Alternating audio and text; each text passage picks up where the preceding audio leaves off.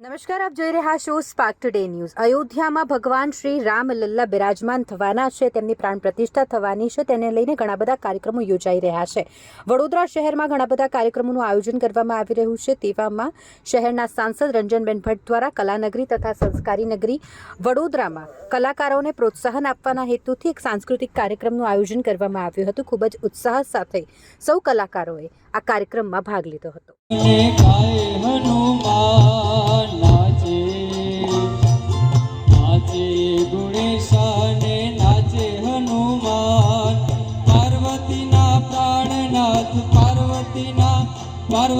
पार्वतीना प्राणनाथ भोला भगवान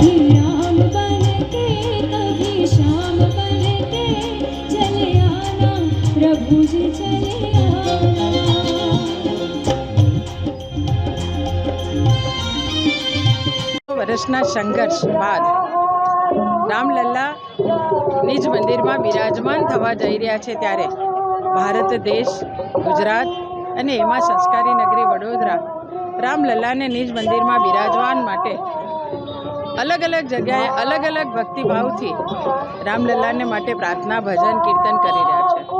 આજે મારા દ્વારા પણ વડોદરા શહેરના જે ગાયક કલાકારો છે એમના દ્વારા રામલલ્લાની અલગ અલગ ભજન, અલગ અલગ કૃતિ રજૂ થાય એના માટેનું અહીં આયોજન કરવામાં આવ્યું છે।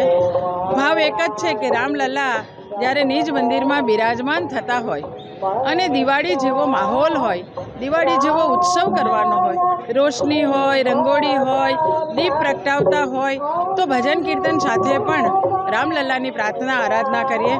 વડોદરાના ગાયક કલાકારો દ્વારા આજે જે આ રામલલ્લાની ભક્તિ થઈ રહી છે, હું તમામને ખૂબ વંદન ને અભિનંદન આપું છું, મારા વડોદરાવાસીને। જય શ્રી રામ।